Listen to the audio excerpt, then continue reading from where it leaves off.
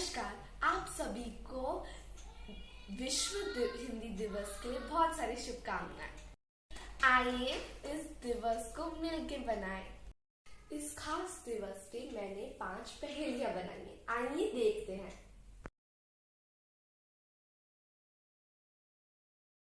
पहेली नंबर 1।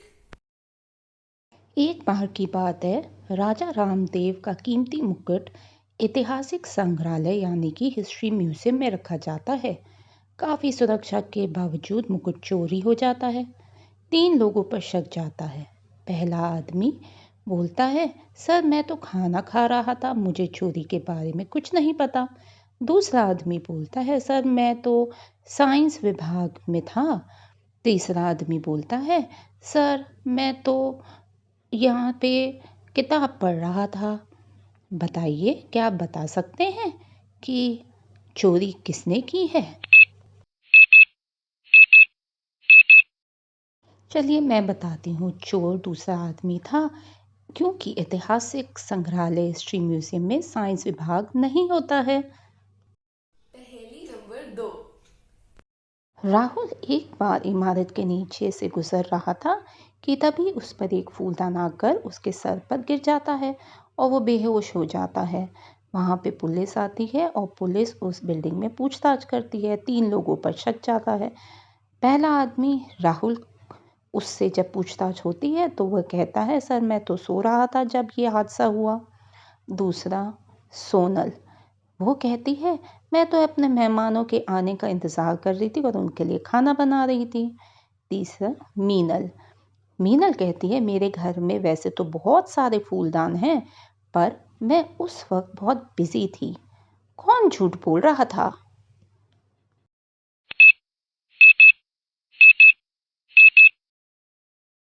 झूठ मीनल बोल रही थी, क्योंकि उसको कैसे पता कि जो मटका रोहन के सर पे लगा था वो एक फूलदान था।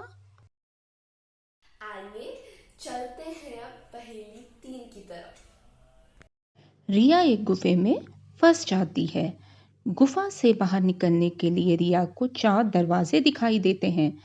पहला दरवाज़ा खोलने पर तापमान -80 डिग्री होता है। बहुत ही ठंड होती है।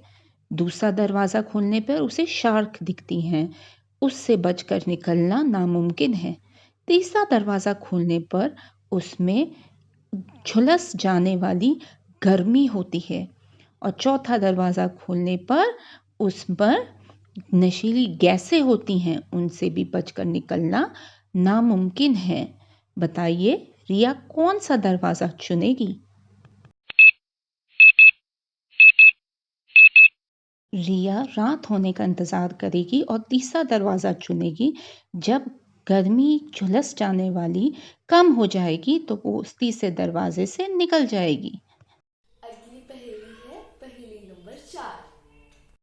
एक बार एक आदमी की घड़ी, जो कीमती घड़ी, चोरी हो जाती है। उसे 3 लोगों पर शक जाता है। वो उन तीनों को बुलाकर पूछता है, जब चोरी हो रही थी तो आप क्या कर रहे थे? तो उनमें से पहला आदमी बोलता है, मैं तो साहब काम ख़त्म करके झाड़ू पोछा मार के जाके आराम कर रहा था अपनी कोली में। दूसरा आदमी बोलता है, मैं तो आपका दोस्त हूँ, मैं अपने घर पर था जब चोरी हुई है। तीसरा, जो उनके घर में खाना पकाती थी, वो बोलती है, साहब जब कीमती घड़ी की चोरी हुई थी तब मैं खाना पका रही थी। क्या आप जानते हैं चोर कौन है?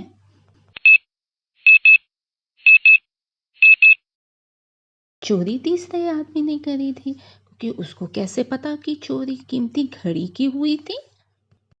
5वीं और आखिरी पहेली। रोहन बिना टिकट खरीद कर राजधानी एक्सप्रेस पे बड़े मज़े से पूरा सफ़र बिना पकड़े जाए ख़त्म करता है। जैसे ही गाड़ी से वह नीचे उतरता है, टीटी उसे पकड़ लेता है। वह पूछता है कि तुम्हारा टिकट कहाँ है? इस पर रोहन कहता है कि साहब वो तो ट्रेन की तेज़ हवा से खिड़की से उड़ गया। अब टीटी को कैसे पता चला कि रोहन झूठ बोल रहा है? बताइए बताइए।